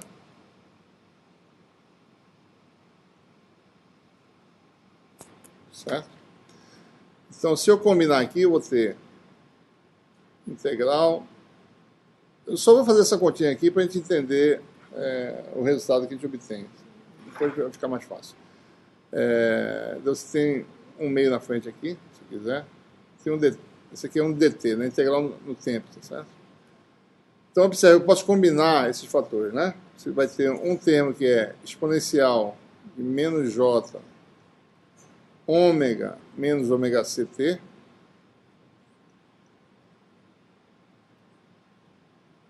né? O que dá mais, né? Vai ter uma integral, tá certo? E a outra integral vai ser parecida com essa. Vai ser mais 1/2 da integral de f de t menos j ômega, né? Mais ômega c. Então, se antes do ômega c você tinha transformado aquela f exponencial de menos j ômega t, agora é a mesma função, só que com argumento diferente, ômega menos ômega c. Ou seja, o espectro de S, né, é a combinação de dois termos, né? É parecido com o espectro de F, é 1/2 f de ômega menos ômega c mais f de ômega mais ômega c. Então, se você modula a função f, e se f tem um espectro f maiúsculo, a função modulada vai ter um espectro que é a soma de dois termos que são parecidos com o espectro de f. Vamos ver aqui o que isso quer dizer, certo? Por exemplo, se o espectro f é uma função complexa, não tem módulo de fase, certo? Essas propriedades são importantes para deduzir o que vai acontecer, mas não vamos olhar em detalhe isso não. A fase tem essa propriedade, isso é uma propriedade conhecida de análise Fourier, certo? A função ímpar da frequência, e o módulo é a função par, obviamente, né? A função positiva sempre, né? Tem que ser a função par, certo? F tem um espectro limitado, como eu falei, né? O espectro da função tem uma largura aí, ali, aqui embaixo, né? 2 delta ômega, né?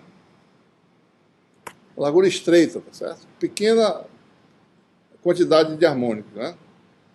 O espectro de S é o espectro de F deslocado, é metade de 1, ômega menos ômega C, isso aqui é ômega C aqui, né? Isso aqui é menos ômega C. Então o espectro de S é uma réplica, né? Ômega C é grande o suficiente para deslocar, tá certo? Bem longe dessa largura que está aqui dentro, tá certo?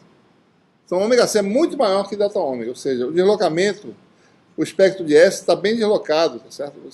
É deslocado em frequência para frequências altas, né? Então o que a gente faz? Propaga o sinal, né? Então se você quer saber quem é o sinal na saída, o que você faz? Bom, vai ser o sinal de entrada, que vai ser isso, exponencial de j-ômega-t, vezes o fator de propagação de cada componente de frequência. Como é que ele se propaga cada componente de frequência? Com um fator espacial que é menos j beta L. Beta é a constante de propagação. Quem é beta? Índice de refração que varia com a frequência vezes K0. Tá? Então, se você quer calcular na saída, você simplesmente pega cada componente de frequência e faz um produto com isso aqui. Tá? Ora, beta é uma função não linear de n, tá? Porque n é uma função complicada. Tá? Agora, se a frequência ômega ela varia pouco em torno, né? Observe que isso aqui só existe em torno a integral, né? A integral de isso aqui, dessa função vezes isso aqui, né? Vezes isso só existe numa largura delta ômega em torno da frequência ômega c e numa largura delta ômega em torno da frequência menos ômega c. Tá? Se isso aqui for uma variação muito pequena em relação ao ômega c, o beta ele vai variar muito pouco em torno de ômega c. Certo? Ou seja, eu posso, beta nessa função, né, eu posso sempre fazer isso. Se as variações de frequências, se ômega menos ômega c, tá?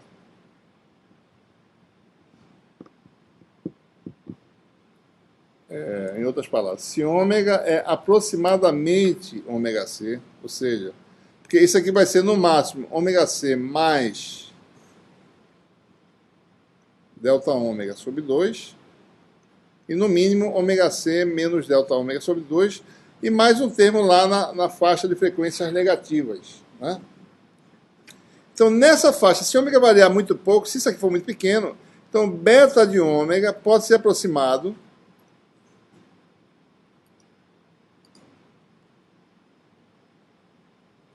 com valor de beta na frequência central, beta varia com a frequência, certo? Mais a primeira correção em série de Taylor, quem é? D beta. Vou botar derivada total mesmo, né? Varia com ômega, tá certo? Derivada de beta em relação a ômega, né? Na frequência central, vezes o termo de correção, ômega menos ômega c. Foi o que eu fiz. A função é não linear. Como uma variação de ômega pequena em torno de ômega c, eu linearizei a função para poder ter algum resultado, senão fica difícil. Então, você linearizar a função diz que esse termo ele é linear com ômega. E, certamente, quando é linear com ômega, é fácil calcular a transformada de Fourier, porque o ômega t, que é linear com ômega, vai ser adicionado a esse termo linear com ômega. Essa é essencialmente a razão de linearizar, para poder entender, tirar algum resultado. Certo? Então, isso aqui dá... Isso aqui chama de beta c, ou seja, o beta no centro, né, na frequência da portadora. Isso aqui tem dimensão de inverso de velocidade, chamada de VG, igual essa derivada de ômega, vou fazer assim, de ômega, de beta, na frequência central, certo? Então, d beta de ômega é o inverso disso. Então, isso aqui, a gente pode dizer que beta é aproximadamente beta c mais 1 sobre VG, que a gente vai interpretar já já, certo? Ômega menos ômega c. Para que isso é útil? Né? Só você olhar para a expressão aqui. Se eu linearizo isso aqui, certo?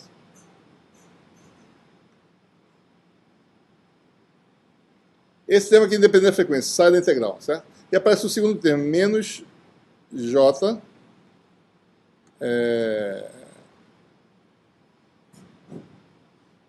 L sobre VG, né? Porque esse termo, o termo adicional é ômega menos ômega C sobre VG vezes L. Então,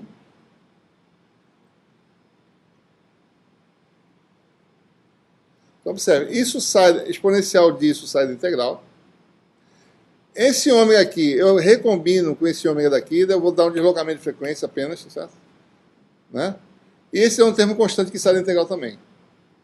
Ou seja, essencialmente, o que nós teremos é uma função. Deixa eu ver se dá para ver claramente aqui. Isso aqui já é linearização, deixa eu ver aqui se dá para ver claramente, certo? Bom, observe, né, o que foi feito aqui, né? Uma mudança de variáveis, mas observe que no fundo, né, aparece um termo constante que não depende da frequência. Esse VC é exatamente essa velocidade de fase na frequência central, ômega C sobre beta C. Aparece dos fatores exponenciais. E aparece um termo aqui adicional, tá certo?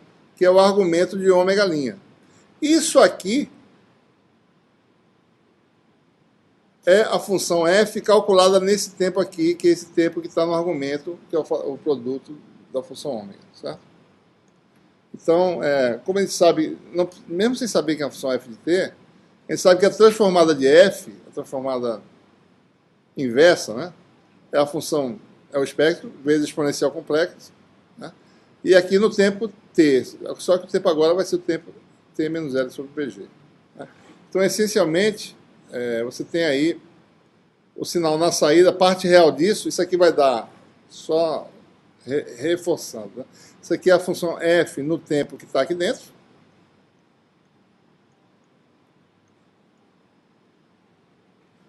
Certo? Isso aqui é a exponencial complexa. Né? Então, se você calcula a parte real, supondo que f é uma função real, né? A parte real vai ser só a parte real desse fator, que é a função cosseno. Então, a função na saída vai ser o quê? Vai ser essa função aqui, ó. F calculada no tempo t menos L sobre BG, certo? E o argumento da função cosseno é parecido, só que tem uma diferençazinha aqui, tá certo? Ora, isso aqui quer dizer o seguinte, que a função se desloca, o centroide da função, onde é que está o centro da função? Quando isso aqui é zero, certo? O centro da função, num tempo t, está em que ponto? Está no ponto L igual a VG t. O centro da função está nesse ponto, certo? L igual a VGT, ou seja, isso aqui é igual a zero, né? O centro da função cosseno está onde? No ponto, no tempo t, vai estar, no comprimento do L, vai estar no ponto VCT, certo? VC é a velocidade de fase, no centro, né, na frequência central. VG é o que a gente chama da velocidade de grupo, né, do grupo do pacote de frequências.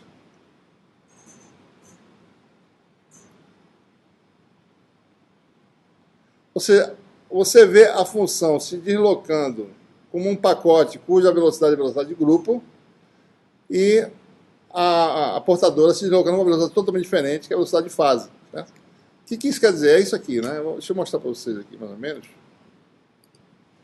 Deixa eu ver onde é que está. Tem um que dá para ver aí.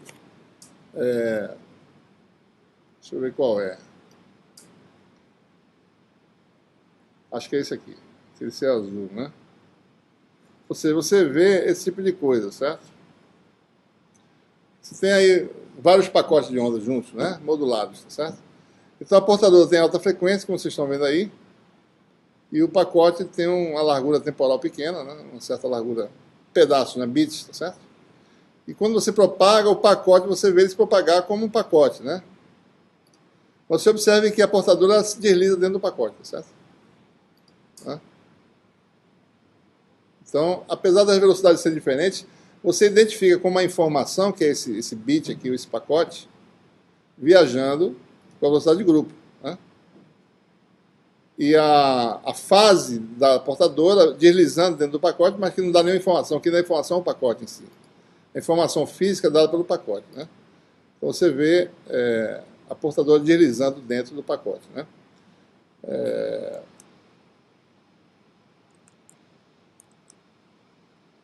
Então observem que a velocidade da informação é esse parâmetrozinho importante, né?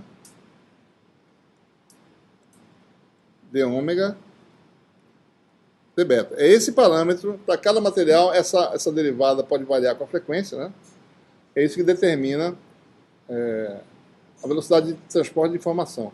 E a de fase, né, que a gente chamou de V, na portadora chamada de V agora, VP de fase, que é ômega sobre beta. Né? São coisas diferentes. A razão dá uma coisa, mas não a velocidade de quem? Da portadora. E VG do pacote. Né? Então você precisa saber, para cada material, como é que é seu diagrama de dispersão. Né? A função é ômega de beta. Né?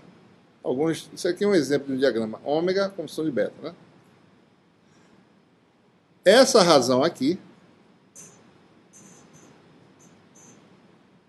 numa dada frequência ômega C, né? Beta C, essa razão ômega, né, sobre beta me dá a velocidade de fase, né, que é tangente desse ângulo aqui, certo? Tá? E a derivada de ômega de beta, que é isso aqui, que dá a velocidade de transporte de informação, a velocidade de grupo, certo? Então essa é essencialmente a diferença que a gente precisa entender bem, certo? Bom, vamos parar por aqui. Eu acho que de hoje para amanhã eu coloco a lista de problemas desse capítulo e esse capítulo também como um todo. Certo? Alguém tem alguma pergunta? Não?